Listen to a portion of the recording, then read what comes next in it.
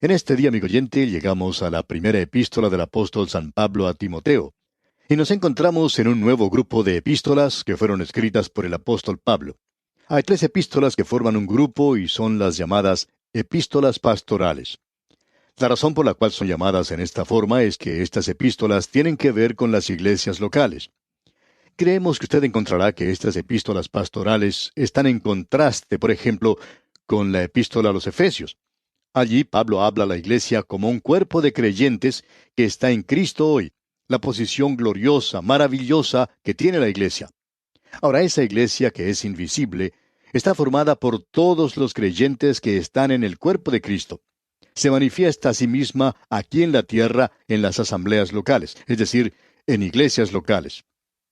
Ahora, el solo colocar un campanario en un edificio y el poner un púlpito al frente de una sala y tener un lugar especial para el coro y cantar la doxología, eso no indica que es una iglesia local en el sentido de la palabra como se usa en el Nuevo Testamento. Hay, por cierto, varios aspectos que la identifican. La iglesia visible debe manifestarse a sí misma en una forma muy definida aquí en este mundo para llenar los requerimientos y también para cumplir con todas las definiciones de una iglesia local, de manera que sea una iglesia del Señor Jesucristo. Estas tres epístolas que han sido escritas en realidad a dos jóvenes predicadores, y vamos a hablar de ellos más adelante, estos dos jóvenes fueron producto o fruto de la vida del apóstol Pablo, es decir, ellos fueron guiados al Señor Jesucristo mediante el ministerio del apóstol Pablo. Él había tenido a estos hombres como sus ayudantes, y este joven Timoteo y también Tito estuvieron con él, y él les dice cosas en cuanto a la iglesia local.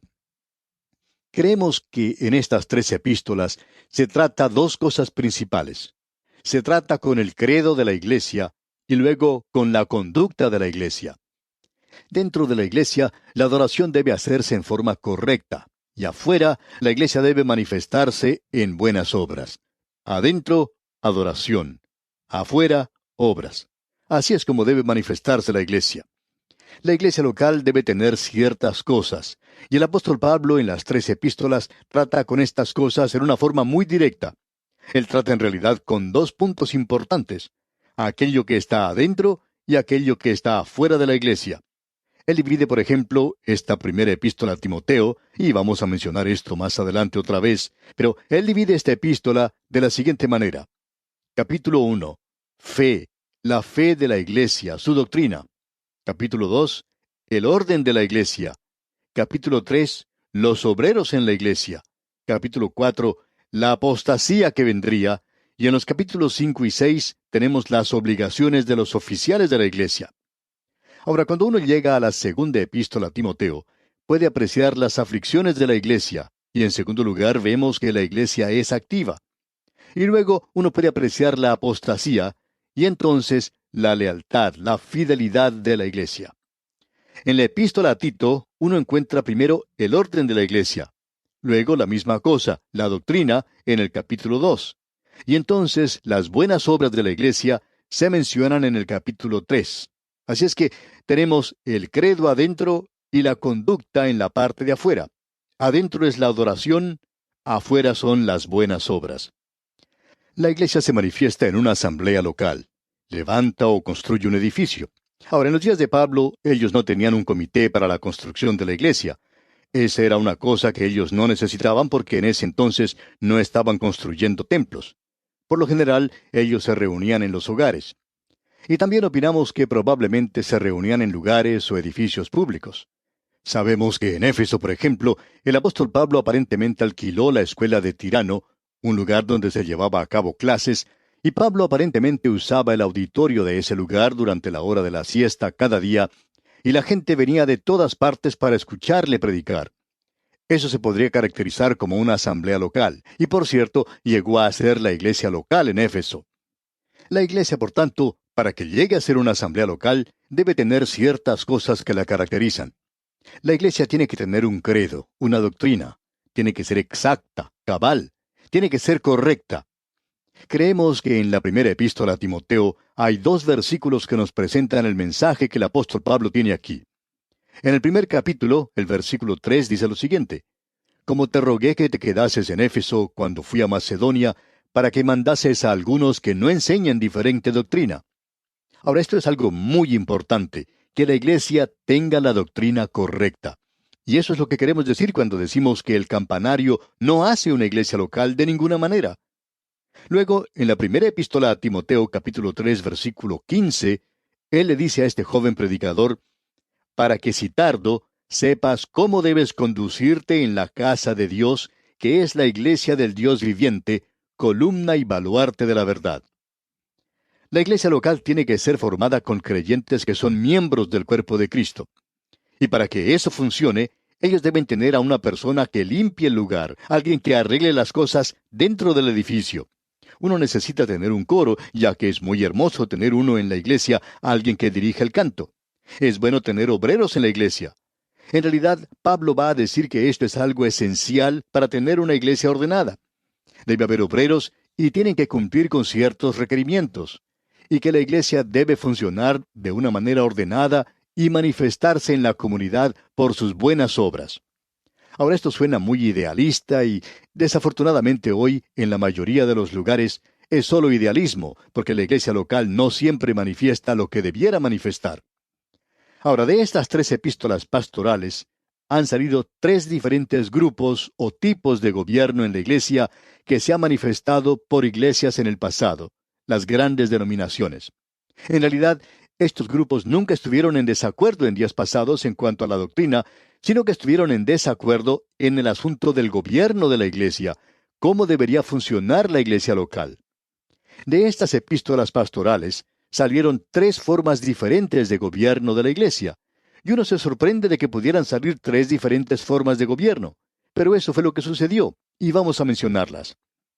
En primer lugar, tenemos aquello que es conocido como la forma de gobierno episcopal, es decir, donde existe un hombre que está a cargo del gobierno de la iglesia, o quizá puede haber varios que estén ocupando una posición de liderazgo. En la Iglesia Católica, por ejemplo, a ese hombre se le llama el Papa. En otras iglesias se le llama el obispo o arzobispo. La Iglesia de Inglaterra tiene ese sistema. Y hay muchas otras denominaciones que tienen esa forma de gobierno. Una forma de gobierno episcopal que es guiada por un hombre de esa iglesia que está ocupando una posición de líder, o quizá un pequeño grupo de hombres ocupando esa posición. Luego tenemos aquello que es conocido como la forma de gobierno presbiteriana o representativa. La iglesia elige a ciertos hombres para que sean sus oficiales, ancianos en la iglesia y los diáconos en la iglesia, y el gobierno de la iglesia está en sus manos en cuanto a la iglesia local se refiere. Pero desafortunadamente las iglesias están unidas por medio de una organización que es superior a la iglesia local, y esa organización puede controlar la iglesia local. Ese era otro método y funcionó por muchos años, y por supuesto que aún funciona en el presente. Tenemos luego el otro extremo de la forma de gobierno, es decir, al otro extremo del método episcopal, se encuentra el método de gobierno congregacional. Y en este método, usted por supuesto puede apreciar la iglesia congregacional y también la iglesia bautista. Es decir que aquí es la gente la que hace las decisiones y ellos son los que en realidad están en control de la iglesia. La iglesia en su totalidad vota para aceptar miembros. La iglesia en su totalidad vota en todo lo que ocurre dentro de la iglesia local. Así es que eso se encuentra al otro extremo de lo que se conoce como episcopal. Y uno se pregunta, ¿cómo pueden salir 3 formas de gobierno así? Bueno, esto se debe, por supuesto, y vamos a tratar de destacar esto en la primera epístola a Timoteo y en estas otras 2 epístolas pastorales. Esto se debe a la interpretación de las palabras aquí mencionadas, en la forma en que ellos interpretan ciertas palabras. Lo interesante de notar es que, en los días primeros de la iglesia, estas 3 formas de gobierno funcionaban bien y aparentemente tenían buenos resultados. Pero en años recientes, estas 3 formas de gobierno parece que han caído en días malos. No parecen estar funcionando como lo hicieron una vez. Uno escucha hablar a miembros de las 3 formas de gobierno que dicen que existe cierta lucha interna y que existe cierto desorden interno y que hay distensión y nos preguntamos, ¿qué es lo que anda mal? Inmediatamente alguien dice, bueno, el sistema anda mal. De paso, digamos que hay países que tienen formas de gobierno representativas y eso se basa en el gobierno de la iglesia. De allí se tomó esta forma de gobierno. Usted recuerda que, por ejemplo, en los Estados Unidos, los colonos que llegaron a ese país no querían tener un rey. Y esa era la única forma de gobierno que ellos habían conocido. Pero ya no querían saber nada de un rey. No querían tener una forma de gobierno autocrática y no estaban muy dispuestos a dejar que la gente gobernara. Ahora, eso puede parecer extraño cuando uno escucha hablar a los políticos hoy, cuando estos hablan acerca de que cada uno tiene un voto y cosas por el estilo. En los colonos primitivos, por ejemplo, las mujeres no votaban, y aquellos que no tenían propiedades, estos tampoco tenían que votar. Solo aquellos que tenían propiedad y que formaban parte de la clase alta, digamos, esos eran quienes podían votar. La razón por la cual ellos no querían tener un rey que los gobernara era porque ellos no podían confiar en la naturaleza humana. Y eso indicaba que ellos no podían confiar el uno en el otro. Ahora la gente opina que esos hombres eran políticos, patriotas, santos maravillosos. Bueno, ellos eran seres humanos y tenían debilidades y sabían que ellos no se podían confiar el uno del otro. Así es que no querían dar o colocar el poder en las manos de un solo hombre. Y también ellos tenían temor de poner ese poder en las manos del pueblo porque tampoco tenían confianza en el pueblo. Esto tiende a hacernos recordar la idea que dan los políticos de hoy cuando dicen que cuando habla el pueblo, uno escucha la voz de Dios, y que la voz del pueblo es la voz de Dios. Bueno, hablando honradamente, no creemos que eso sea cierto. Y lo que Pablo está indicando aquí, y queremos expresarlo de una manera en que no seamos malentendidos, y reconocemos nuestra falta de habilidad para expresar esto en la forma en que debiéramos. Pero creemos que lo que Pablo está diciendo en esta epístola es que lo que es importante no es la forma de gobierno, sino que una forma de gobierno es importante. Lo importante es que el carácter de los hombres que están ocupando ciertas posiciones es que ellos tengan que ser de cierto calibre y que tengan cierto carácter. Ahora, en lo que se relaciona con esta primera epístola a Timoteo, y también corresponde a las otras dos, estos hombres tenían que cumplir con ciertos requisitos, marido de una sola mujer y cosas por el estilo, y que tenían que ser hombres sobrios y cosas como esas. Lo esencial en todo esto es lo siguiente, y esto se discute tanto hoy en las iglesias locales, y es lo siguiente. Pablo está tratando de decirnos, y esperamos ser entendidos en esto, que los hombres que son los oficiales, aquellos que ocupan cargos en la iglesia, son aquellos que deben ser espirituales. Porque ningún sistema puede funcionar bien a no ser que los hombres que ocupan una posición de autoridad sean dignos de esa posición. Si ellos no están preparados para eso, entonces el sistema no puede funcionar, ya sea el sistema congregacional o el episcopal o el presbiteriano. Ninguno de ellos obrará cuando los hombres que estén al frente de esa iglesia no son dignos. Y ese, amigo oyente, es el problema hoy. Ese es el problema en el sistema político. Ese es el problema en la iglesia.